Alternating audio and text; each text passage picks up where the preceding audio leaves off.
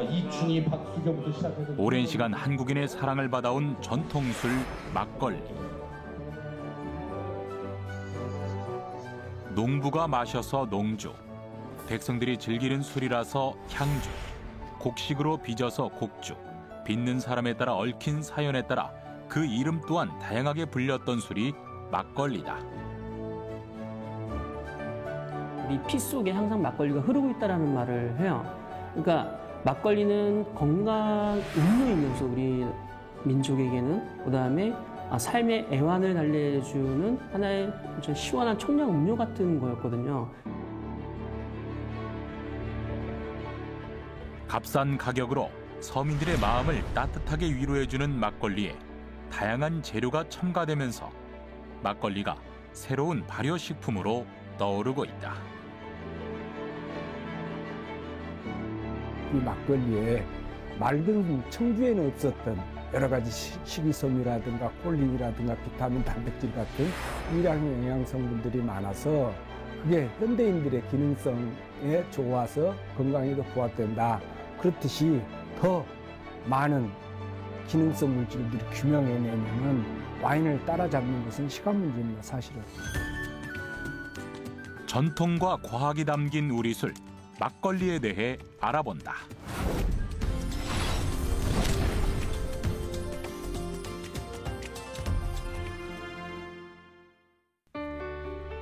서울 강남에 위치한 갤러리. 다양한 막걸리를 맛보고 시음할 수 있는 곳.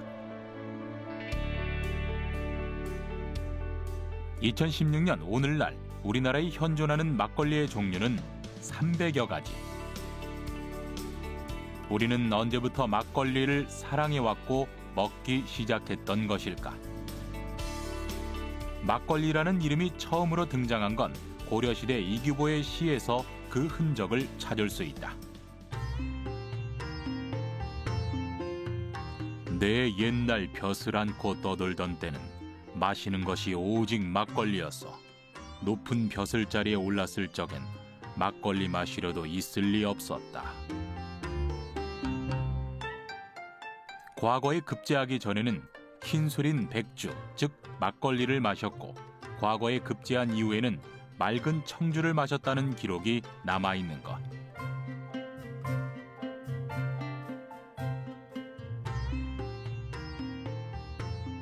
더불어 막걸리와 관련한 재미있는 일화도 전해지는데 훗날 조선왕조실록에서도 투료라는 기록이 남아있다. 전쟁터에 나가기 전날 밤 임금이 장수들을 불러 장수를 격려하기 위해 내린 술 막걸리. 그러나 막걸리는 한두 동이에 불과했다. 이때부터 장수는 고민에 빠지기 시작한다. 고민을 거듭하던 장수는 병사들과 함께 나눠 마시기 위해서 술을 강물이나 우물에 던졌던 것. 막걸리를 희석시킨 그 물이라도 병사들과 나눠 먹었다는 일화다. 다시 말해서 오래전부터 막걸리는 평범한 일반인들에게 문턱이 낮은 친숙한 술이었던 것. 그런데 막걸리라는 이름은 어떻게 붙여진 것일까? 막걸리라고 하는 것이 마구 걸렀다라는 의미. 그래서 술을 거르고 남은 지게미에다가 물을 타서 조악하게 만든 술이다라는 의미가 하나 있어요. 또 하나의 의미는 금방 걸러서 아주 신선한 술이다라는 의미이거든요. 손님이 왔을 때 금방 걸러서 손님에게는 일단 신선한 술이라는 의미의 한 표를 좀 두고 싶습니다. 탁주라고 하는 것은 곡물이 들어있는 곡물 플러스 전분질 원료, 거기에다가 국이라고 하는 발효제를 물과 섞어서 발효시킨 술, 그리고 이러한 술덫을 채로 거칠게 거른 술을 의미를 합니다. 우리나라 사람들이 1년 동안 평균 1인당 소비하는 맥주는 148.7병, 소주는 62.5병, 막걸리는 29.4병. 전체 주류량에서 차지하는 비율은 소주와 맥주에는 밀리지만 최근 5년간 출구 현황을 살펴보더라도 막걸리는 꾸준한 증가세를 보이고 있다.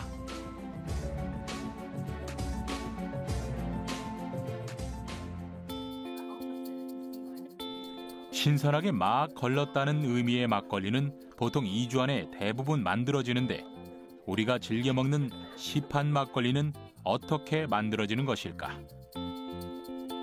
시중에서 쉽게 구할 수 있는 막걸리는 생막걸리와 살균 막걸리로 나뉜다.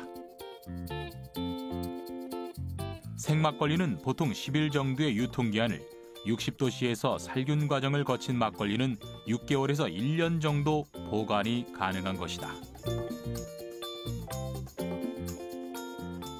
전통 생막걸리가 가지고 있는 장점은 아무래도 맛이 좀 더 신선하죠. 살균하면은요, 맛이 좀 더 간결해지는 것 같아요. 그래서 저는 그렇게 비유하는데, 고기로 비교하자면요, 생막걸리는 이 지방층이 이렇게 고루 퍼져 있는 어떤 부채살이나 치맛살 같은 고기를 한다면, 살균 막걸리는 삼겹살 같아요. 거기에 육질과 지방이 이렇게 분리되어 있는, 그래서 맛이 좀 더 분명한데요. 생막걸리는 아주 섬세하고 맛이 풍부해서요. 사실 생막걸리의 맛을 들이면은 살균 막걸리 만만치 않죠. 마시기가. 예. 그렇다면 이 막걸리가 만들어지는 양조장은 언제 어디에서부터 만들어지게 된 것일까?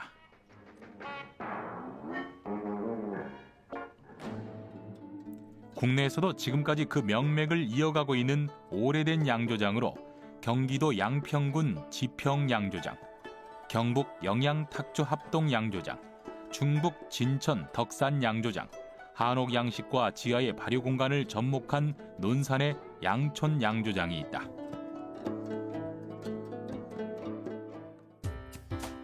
(1920년에) 세워져 90여 년의 전통을 자랑하는 논산의 한 양조장.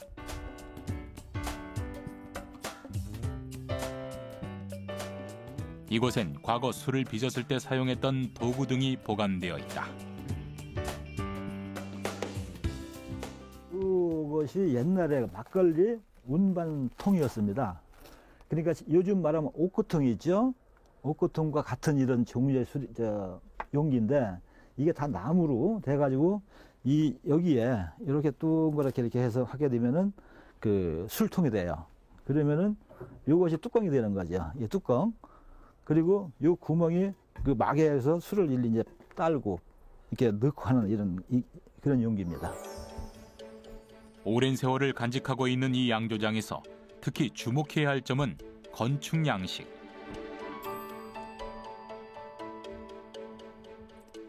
외부에서 보면 단층 구조이지만 건물 안은 반지하와 반 2층으로 구성된 복층 구조다.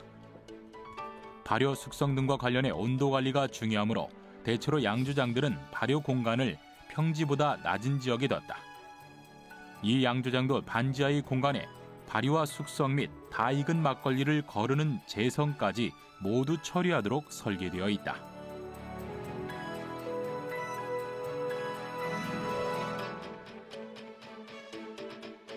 또한 반 2층 공간에는 막걸리의 주 원료인 곡물을 보관하는 창고를 두어 원료의 이동을 수직 구조로 처리하도록 양조 공정을 만든 것이다.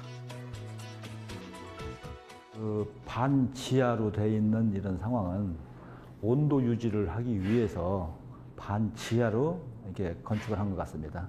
예전에는 지금과 같이 어떤 기계 시설이 미흡하고 또 냉장 시설이라든가 보온 시설이 안 되어 있기 때문에 자연 그대로 하기 위해서 이러한 그 건축 양식을 이용하지 않았나 싶어요. 막걸리 제조 과정을 자세히 살펴보면 막걸리는 쌀, 누룩, 물 3가지를 기본 베이스로 해서 만드는데 시판되고 있는 막걸리에 사용되는 누룩은 입국과 전통 누룩으로 나뉜다. 입국은 종균을 배양해서 만든 누룩이고 밀, 보리, 좁쌀 이런 것을 베이스로 메주를 성형하듯 미생물들이 자연스럽게 번식하듯 만드는 건 전통 누룩이다. 우리가 보편적으로 많이 막걸리에 사용하고 있는 것은 입국이라는 발효제인데요. 이것은 종균, 그러니까 미생물 중에서 좋은 미생물들을 선별을 해서 배양을 하는 겁니다. 이 입국을 가지고 막걸리들을 많이 제조를 하게 되는 거죠. 맛이 조금 단순하다라는 그런 단점은 있지만 술을 안정적으로 발효를 할 수도 있죠. 이 양조장에서도 입국 누룩을 사용해서 막걸리를 제조하고 있다. 그 종국균을 그 밀가루에다가 접종을 시키는 과정이에요. 그 과정을 하는 이유가 있나요? 골고루 이제 섞이게끔 해가지고 균을 이제 증식시키기 위해서 지금 하는 과정이거든요. 입국을 사용해서 효모를 증식시키고 그 효모에 밥을 넣고 발효를 시켜 막걸리를 생산하는 것. 뿐만 아니라 막걸리의 90%를 차지하는 물은 막걸리의 맛을 좌우하는 중요한 요소. 양조장 안에 우물이 있어요. 이런 데 드물어요. 왜냐하면 물을 섞어야 되니까 바로 들어가서 꺼내서 물을 바로 여기다 붓는 거죠. 저기 마당 바깥에 우물이 있지 않고 그래서 우물을 복원해 놨어요. 이렇게 얼려놨는데 사실 그 우물이 중요하죠. 막걸리에 있어서 물이 중요해요. 지금 현재 85년 동안 이 우물을 계속 사용을 하고 있고 지금까지도 1년에 2번씩 수질 검사를 해가지고 그 물이 오염되지 않았다는 것을 인정을 하고 계속 지금까지 우리가 이 물을 사용하고 있어요. 물이 상당히 그 연한 연수라고들 하고 물맛이 상당히 부드럽습니다. 100여 년 전 양조장을 통해 서민들의 술로 대량 유통되며 확산된 막걸리. 그렇다면 그보다 훨씬 오래전 전통 누룩을 활용한 전통 막걸리는 어떻게 만들어졌을까?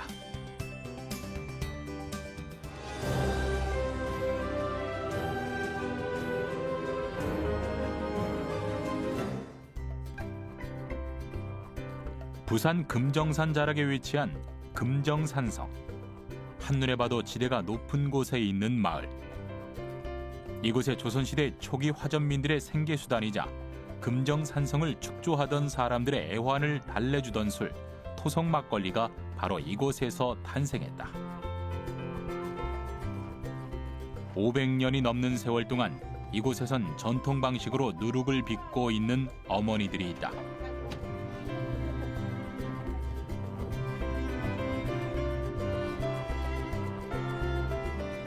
다 이곳에서 반평생 누룩을 만들어 오신 분.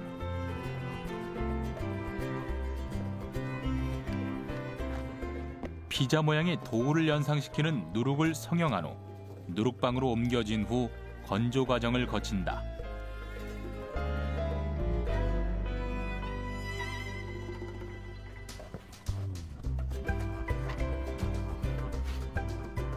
이 막걸리의 맛의 비밀을 담고 있는 누룩을 건조시키는 누룩방. 여기가 옛날부터 내려오는 거라 갖고 효모가 안에 다 들어가 있어요. 누룩 요 밑에 보시면 사이사이 밑에가 전부 효모가 있습니다. 이게 곰팡이 균이라는 건데 효모거든요. 이게 다 있습니다 안에. 이 누룩을 고집하시는 이유가 있나요?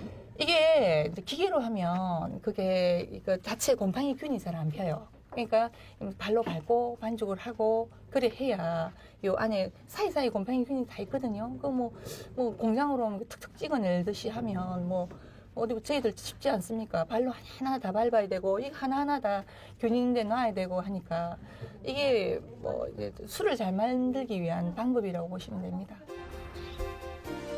14대째 가업을 이어 막걸리를 만드는 유청길 명인. 영포입니다. 지금 여기는 이제 1차 성형을 하는 데입니다. 뭔가 하면 이제 통밀을 갈아가지고 반죽이 된 걸 갖다가 여기서 1차로 이렇게 성형을 하는 거예요. 발로 밟기 전에. 자, 동일한 크기로 이렇게 떼어내가지고 이걸 다시 이제 이렇게 보자기에 사가지고 이렇게 바른 거예요. 밟아가지고 물건을 만드는 거예요. 마치 피자 모양의 도우인데 자세히 살펴보면 테두리가 두껍고 중간은 굉장히 얇다. 이렇게 만드는 이유는 습기를 오랫동안 머물게 하면서 곰팡이가 잘 피게 하기 위해서다. 동그란 거 자체도 보면 옆에 도톰해요. 피자 같은데 요거 옛날부터 왜 떡을 만들 때라도 이 끝에가 도톰하게 만들어야 이 발효가 잘 된다고 안 했습니까? 그것처럼 저희들 누룩도 여기 끝에가 도톰해요. 그리고 중간에는 얇고 그래야 곰팡이 균이 잘 피면. 그리고 할머니들이 계속 발로 밟아요. 요 밟으면 안에가 공기층이 착착착 되시. 왜 옛날에 그 빵 보면 뱃술이 있는 거 아니겠습니까? 그것처럼 그거하고 똑같은 원리를 보시면 돼요. 그렇게 해서 누룩이 건조되면서 노란색과 흰색, 검정색 꽃이 다 보이는데 꽃이 핀다고 해서 황국, 백국, 흑국이라고 부르기도 한다.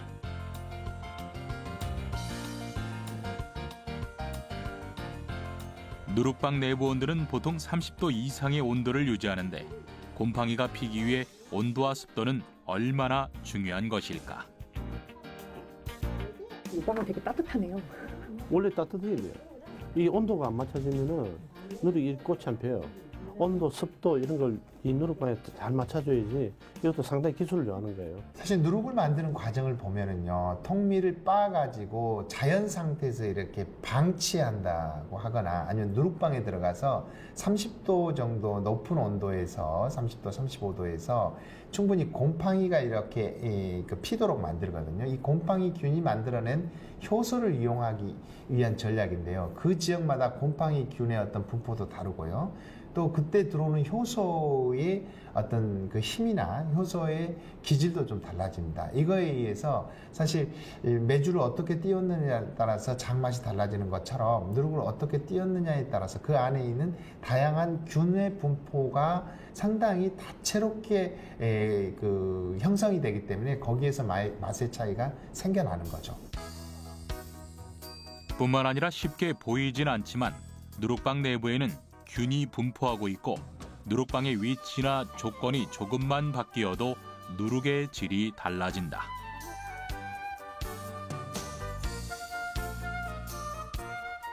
균 자체가 지금 몇 년 동안, 그러니까 몇십 년에 걸쳐서 이거 만들어 놓은 거예요.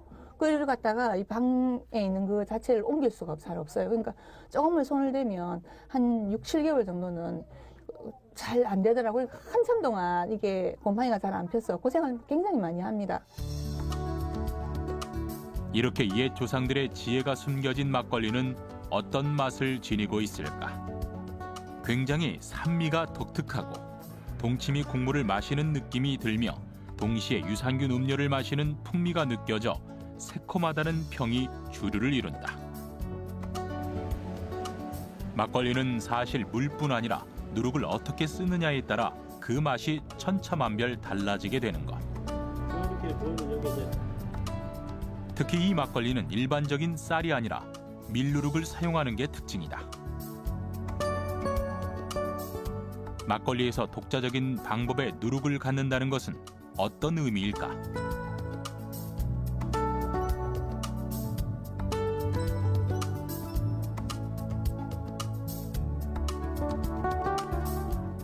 누룩, 그 발효제를 술에 있어서는 사실 뼈이고 혼이라고 표현을 하기도 합니다. 그리고 술을 지금 만드시는 분들은 본인만의 누룩을 가지는 것을 하나의 소명이라고 생각을 하시는 분들도 많으세요. 그만큼 누룩에 따라서 술 맛이 굉장히 좌우가 되거든요. 전북 정읍에 자리한 주조장에서 자신만의 누룩을 만들어 막걸리를 빚어온 송명섭 명인. 제 술은 그 술이 만들어졌을 때 쌀, 물, 누룩 외에는 아무것도 안 들어지고 만들어진 다음에도 아무것도 안 들어가요. 그런데도 불구하고 이거는 내 술이 얼마만큼 보존이 되는지 그리고 기간이 지나면 어떤 맛으로 변하는지 하기 위해서 이렇게 따로 보관한 술이거든요. 이 맛을 한번 보세요. 아주 두터운 매니아층을 보유하고 있는 그가 만든 막걸리. 혹자는 그의 막걸리 맛을 단맛이 없는 데다 백지 상태의 도화지처럼 어떤 음식을 가져다 놓아도 궁합이 맞다고 칭찬하기도 한다. 식품 명인인 송명섭 씨는 자신의 막걸리에 대한 자부심이 남다른데 그 이유 또한 그만의 독자적인 전통 누룩 때문.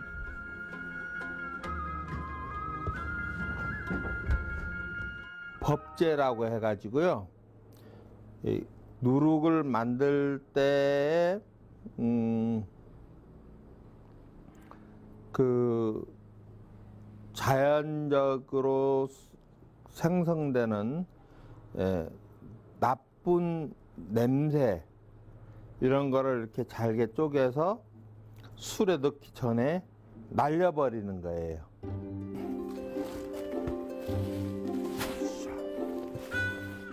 누룩을 빚는 중요한 원료인 밀.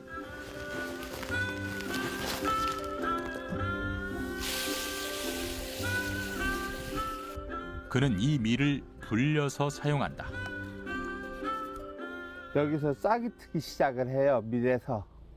이게 싹이 트기 시작을 하면은 이미 밀은 그 다음 세대를 위해서 자기 몸을 이렇게 분해하기 시작을 하죠. 그 분해하기 시작한 그 시점에 이거를 분쇄해서 누룩을 만들어요. 지금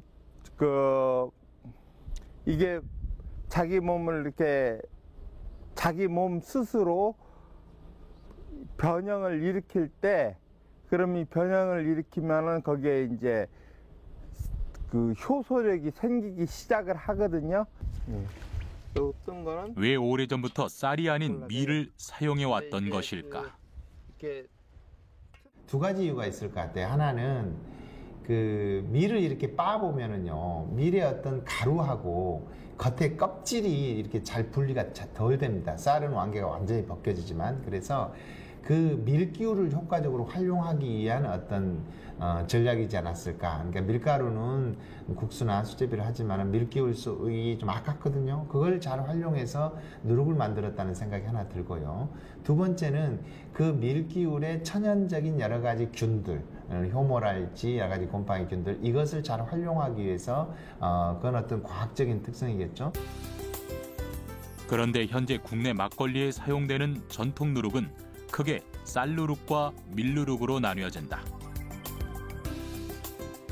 전통 누룩을 자세히 살펴보면 메주는 직육면체인데 누룩은 평면적이다. 둥그런 피자 형태의 모습을 지니고 있는데,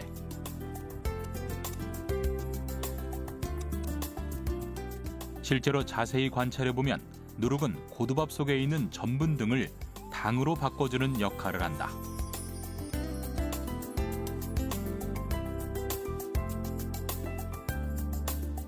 이 밀누룩을 이용하면은 밀에 단백질이 있는데, 이 단백질이 효소에 의해서 분해가 되죠.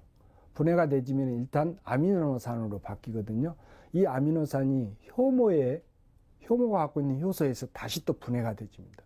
그럼 이게 술의 향기 성분으로 바뀌는 거죠. 그래서 단백질이라든가 지방이라든가 뭐 전분이라든가 여러 가지 성분들이 있지만, 발효가 잘 되게 하기 위해서는 순수한 녹말만 필요한 거고, 향기를 얻기 위해서는 단백질 같은 아미노산으로 환원시킬 수 있는 단백질 같은 이런 영양소 성분이 있어야 되는 거죠. 전통적으로 쌀을 많이 사용해왔다. 하지만 대형 양조장에서는 쌀이 아닌 밀의 사용량이 늘게 된 계기는 무엇일까? 대부분 이제 우리나라 같은 경우는 쌀을 이용해서 만드는데, 찹쌀로 만드냐, 그다음에 맵쌀로 만드냐가 다르고, 최근 근대에 와서는 이제 밀가루 막걸리가 대중적이었죠. 그러니까 과거에는 대부분 쌀 막걸리였고, 1965년에 양국관리법이 시행되고 나서 우리나라에 술을 제조하는 데 있어서 쌀로 술을 못 만들게 만든 거예요. 그래서 우리나라의 대부분의 업체들이 다 그때부터 밀가루를 이용해서 술을 제조를 했던 거죠.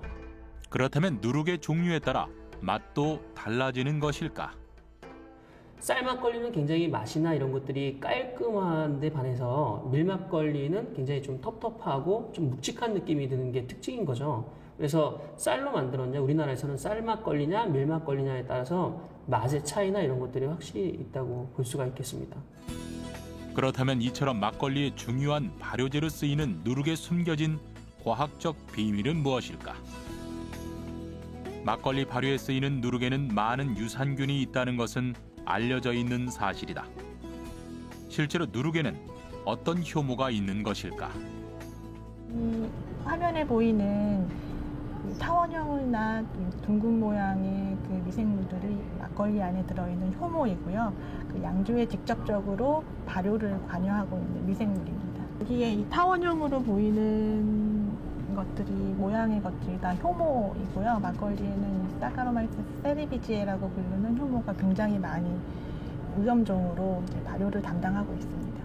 저희는 고문헌에 존재하는 누룩을 저희가 그 현대적인 어떤 제조 방법을 통해서 복원을 해서 그 복원된 누룩에서 여러 가지 미생물을 분리하는 작업을 해왔는데요. 그렇게 해서 분리된 효모가 약 한 400종, 그리고 곰팡이가 한 200종, 그리고 세균류가 한 100종에 이제 다다르고 있습니다.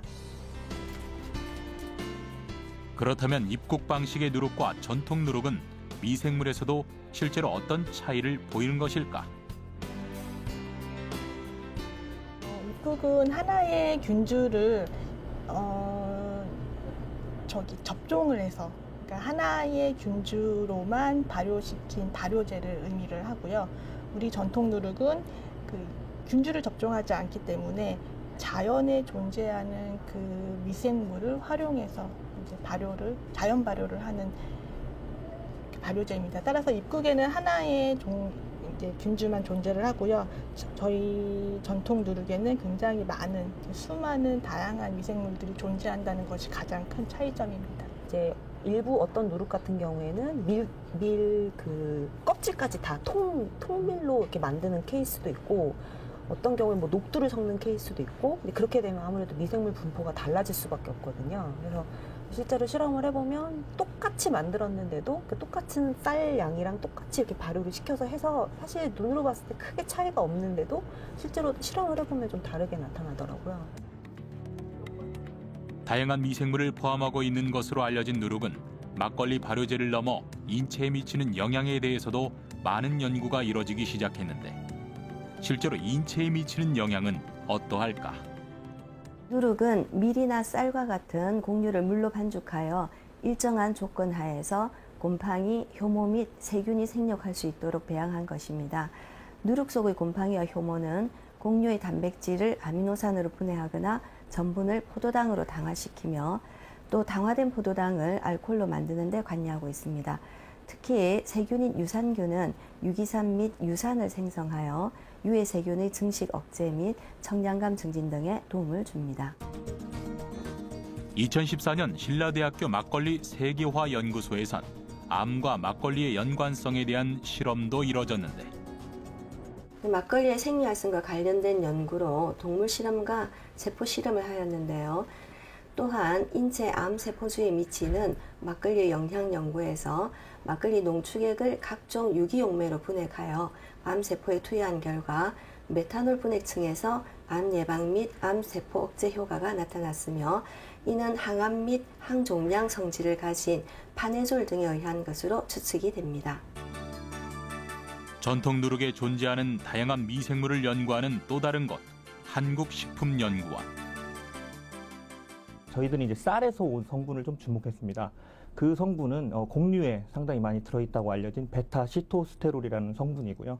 이 성분이 실질적으로 저희들이 위암에 저희들이 투여했을 때 이 성분 자체가 그 암 성장을 억제하는 것을 저희들이 또한 확인할 수가 있었기 때문에 막걸리에 이 성분이 위암 성장을 억제하는 데 있어서 상당한 도움을 주고 있을 것이라고 저희들이 예측할 수가 있었습니다. 뿐만 아니라 막걸리의 다양한 기능성에 대한 연구도 계속 진행 중이다. 저희 막걸리가 다른 주종이랑은 좀 다르게 좀 다양한 영양 성분이랑 식물 유래 파이토케미컬, 그리고 그 미생물에 의한 발효 대사 산물이 많이 포함되어 있기 때문에 사실 인체에 다방면으로 영향을 미칠 수 있는 가능성이 많고요. 근데 현재는 저희는 항산화랑 숙취 개선 효능이랑 더불어서 고혈압, 비만, 당뇨에 효과가 있는 물질을 막걸리로부터 발굴을 해서 관련 연구를 수행하고 있습니다. 살아있는 유산균 덩어리인 막걸리는 단순한 술이 아니라 발효과학이 빚어낸 조상의 지혜가 담긴 음료인데, 막걸리는 또한 정성이 담긴 술이기도 하며 막걸리가 생산되는 지역의 특성을 반영하고 있다. 강원도 산간지방 삼척 오지마을.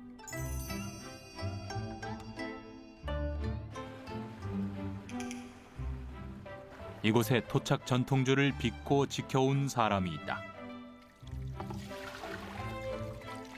술의 시작은 역시 물이다. 술은 굉장히 물이 중요합니다. 이 삼척 불술 같은 경우에는 물을 첫 번째로 생각해가지고 바로 이 지역은 삼수령이라는 지역입니다. 그 이제 한강, 낙동강 50선이 이제 시작되는 물이 시작되는 지점이라고 봐야 돼요.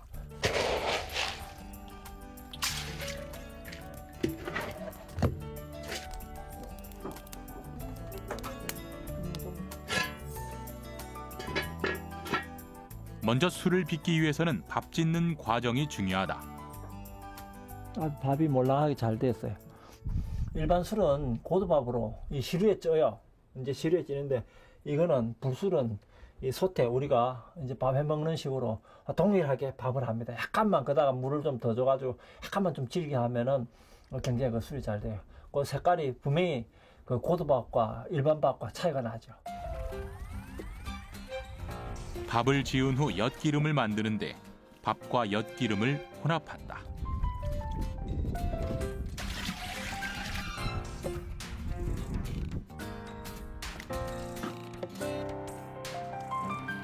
엿기름은 모든 자료를 삭혀주는 역할을 해요.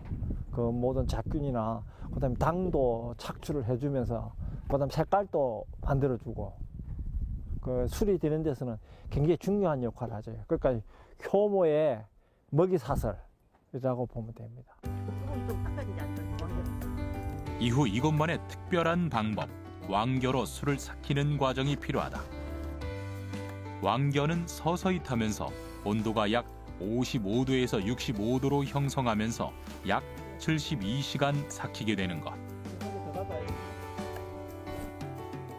왕겨를 덮어서 불이 꺼진 듯 보였지만 천천히 태워지며 열을 항아리에 공급하고 있다. 이걸 비가 와도 이 물이 스며들질 않아요. 여기 자체가. 이 비가 오는데도 마당에다 왕겨를 태우면은 비가 오면은 물이 들어가기 때문에 불이 꺼져야 되잖아요.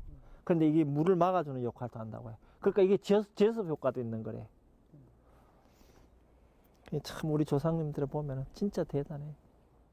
술이 잘 됐나 한번 봅시다. 아, 이거 잘 됐네. 72시간 삭히면 황갈색을 띠게 되는데 완전히 양주같이 아주.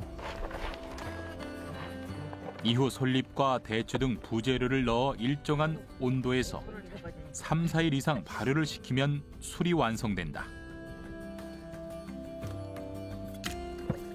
오랜 기다림이 빚어낸 조상의 지혜가 담긴 불술이다.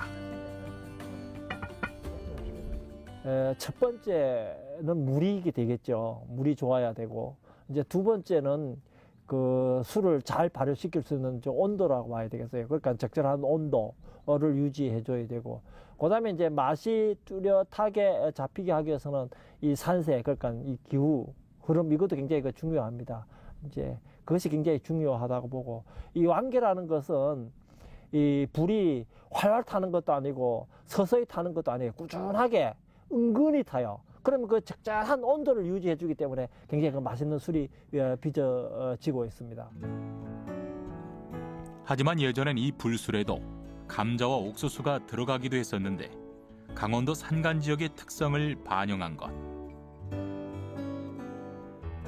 강원도 이 산간에서 이제 빚어 먹다가 보니 이제 옥수수나 감자로 이 불술을 이제 만들어 먹었죠. 그러나 이제 요즘은 이제 쌀들이 많기 때문에 쉽게 또 구할 수가 있고 이래가지고 요즘은 쌀로 빚습니다. 우리나라는 사실 팔도가 있잖아요. 근데 팔도에 있는데 팔도의 막걸리가 좀 비슷비슷하긴 하지만 아주 미세한 좀 차이가 있어요. 어떤 차이가 있냐면 전라도에 일단 막걸리를 보게 되면 가장 대표적인 게 이런 울금이 들어간 막걸리나 아니면은 거기에 이제 다양한 솔잎이나 다양한 식재료가 들어가 있는 특산품을 이용해서 활용한 막걸리들이 굉장히 많고, 경상도의 막걸리는 그 지역에 있는 식재료나 식품보다도 그냥 쌀만 가지고 만드는 그런 막걸리들이 굉장히 많아요. 그리고 충청도의 막걸리를 보게 되면 다양한 국화나 아니면 거기 있는 꽃이나 두견주도 마찬가지죠. 이처럼 막걸리는 지역의 특산품을 활용해 그 지역에서 나오는 주 원료로 다양한 막걸리가 생산되었으며 지역의 특색을 나타내는 척도가 되기도 했다. 거의 대부분 심리 안팎에서 농사를 짓고 살았고 거기서 쌀을 얻고 자기 밭에서 밀 얻어서 바로 그 자리에서 자기 집에서 가공해하고 술을 빚고 누룩을 빚고 했으니까 무엇보다도 지역성을 반영한, 그다음 그 지역에서 소산하는 샘물을 사용했고, 그런 측면에서 본다가면은 이제 다양화 차별화로 가야 되지 않겠냐 하는 생각이 듭니다. 그러나 미생물만큼은 철저하게 지역성을 반영한, 그 기후와 풍토를 반영한 미생물 배양 쪽으로 가야 되겠죠. 지역마다 각각의 자생하는 토종 미생물이 다르기 때문에 각각의 다른 특성의 누룩들이 생산이 되고요. 저희는 그 지역마다 이제 생산이 되는 누룩을 다 수집을 해서 그 누룩 안에 들어있는 어떤 우수한 유전 자원을 저희가 분리해내서 우수한 종균을 가지고 누룩을 표준화할 수 있는 어떤 연구를 또 한편으로 진행하고 있습니다. 이처럼 지역의 토착 품종을 활용하거나 자신만의 독특한 누룩과 발효 방법으로 빚어낸 것이 한국의 전통주 막걸리다.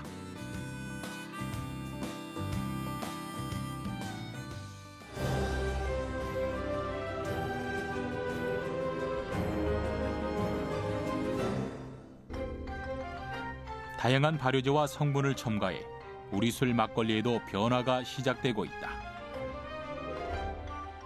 막걸리 향이 참 좋아요. 네, 그러니까 맑은 술은 맑은 술대로 깨끗하고 담백한 깔끔한 그런 특징이 있지만 막걸리는 막걸리대로 풍미가 다양합니다.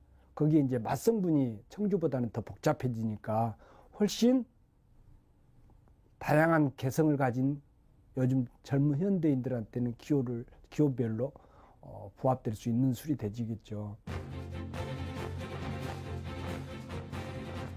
막걸리가 젊은이들뿐 아니라 세계인의 관심을 받고 있는데 일본의 유력 신문사에서 이런 발표를 했어요. 막걸리가 가진 매력. 그래서 먼저 아이보리 컬러다. 두 번째는 탄산을 가지고 있다. 세 번째는 도수가 낮다. 네 번째는 생이다. 이 네 개를 가지고 그 일본의 사케업체들이 벤치마킹을 많이 해서 일본 사케업체들도 막걸리 많이 만들었습니다. 저는 그런 것들이 막걸리가 가진 매력이라고 생각을 하고요. 그렇기 때문에 우리가 막걸리가 가진 매력을 다시 한번 볼 필요가 있지 않나 이렇게 생각을 해봅니다. 막걸리는 어떻게 마시는 게 건강에 도움이 될까? 막걸리를 이렇게 보관을 하다 보면 바닥에 이렇게 쭉 쌓이게 되잖아요. 그 쌓이게 되기 때문에 그 안에 보면 주로 쌀이라든지 미생물이라든지 이런 것들이 다 이렇게 바닥에 많이 집중되어 있습니다. 그래서 그 베타시토스테롤이라는 성분은 그 어차피 쌀에서 유래한 성분이기 때문에 많이 흔들어서 이렇게 막걸리의 전체를 이렇게 흔들어서 드시는 것이 가장 좋은 효과를 낼 수 있다고 생각됩니다.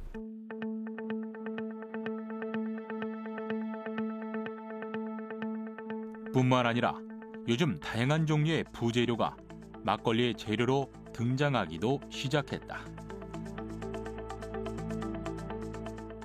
다른 트렌드는 소위 소주에서 불기 시작한 과일 그 리큐르 스타일의 술들, 그러니까 뭐 자몽, 유자 이런 게 들어가잖아요. 막걸리도 똑같이 바나나 막걸리도 생겨나고요. 그런 다른 과즙이나 다른 부재료들을 통해서 맛과 향을 풍부하게 하는 게 또 생겨나는 것 같습니다.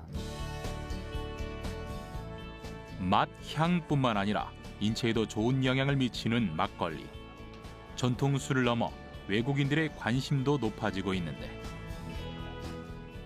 그 막걸리에 대한 선호도는요, 사실은 국적별로 아주 다양합니다. 일본 분들 같은 경우에는요, 확실히 단맛이 좀 있는 막걸리를 선호하시는 추세고요. 그리고 만국 공통으로 보면은 건강에 좋다라고 하는 막걸리를 가장 선호를 하시죠. 그렇다면 막걸리의 세계화를 위해선 어떤 노력이 필요할까? 포도도 우리가 식용포도의 캔버럴리는 아주 입안에 들어가면 달콤하지만 양조용 포도는 사실 먹으면 그렇게 맛있지는 않아요. 즙도 좀 적고 알도 작고. 그렇지만 발효를 했을 때의 기질이 또 다른 기질이 나타나는 것처럼 우리가 술의 재료라고 하는 쌀이든지 보리든지 밀이든지 그런 차별화된 것들이 좀 노력이 필요한 것 같아요. 그 다음에 두 번째로는 그 누룩에 대한 차별화, 그래서 자기 누룩을 만들어내야 된다. 누룩 냄새가 많이 나면은 특히 외국인들은 기피하고 우리나라 사람들 가운데서도 젊은이들은 와인이나 맥주 같은 외국 술들을 많이 접한 사람들은 우리 술을 안 좋게 여기는 거죠. 술 빚는 방법에 좀 더 치밀해야 되고 정성이 들어가야 되고 좋은 원료를 선택하는 방법으로 양조를 하면은 우리 술이 제 견해에서는 와인을 뛰어넘을 것이다 이렇게 봅니다. 하지만 발효식품인 막걸리의 가장 큰 매력은 나눔. 역시 그 막걸리가 가진 매력은 나누는 매력이라고 생각을 합니다. 각자 자기 잔이 나오는 것이 아니고 퍼서 이렇게 드리잖아요. 그러면서 소통할 수 있고 나눌 수 있는 것이 있고요. 역시 각각 지역마다 그 막걸리가 가진 문화가 다르기 때문에 그 막걸리를 한 잔 즐김으로써 그 지역의 또 문화를 즐길 수 있는 거고요. 굉장히 저렴하게 서민들이 쉽게 즐길 수 있는 그런 술이기 때문에 사실 막걸리라고 한다 그러면 우리가 느끼기에는 굉장히 뭐라 그럴까 포근한 느낌이 들면서도 언제든지 쉽게 다가설 수 있는 그런 술이라고 볼 수가 있어요. 저는 막걸리란 무엇일까라고 보면 바로 우리의 피다 이렇게 생각을 합니다. 전통과 역사 그리고 발효 과학의 산물 막걸리. 누룩은 막걸리를 빚는 사람들의 혼이자 장인 정신이 빚어낸 수고의 산물이다.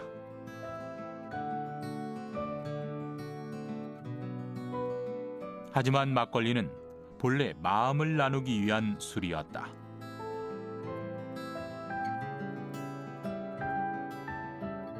이심전심이라는 말이 있어요. 무슨 얘기냐면 내가 정직하고 정성을 들여서 만든 술은 먹는 사람도 그냥 먹으면서 느껴. 네, 아까 맛을 보니까 다르다 느끼잖아요. 느낌으로, 마음으로. 근데 그 마음이 얼마만큼 멀리 가냐면요, 여기서 바라는 그 마음이 서울을 떠나서 전 세계적으로 다 마음이 전달이 돼요. 진심을 다해 빚은 술로 나눔을 실천하려고 했던 조상의 지혜가 담긴 술, 막걸리. 어쩌면 이 술은 오래전 조상들이 후대에게 건네는 따뜻한 위로가 아닐까.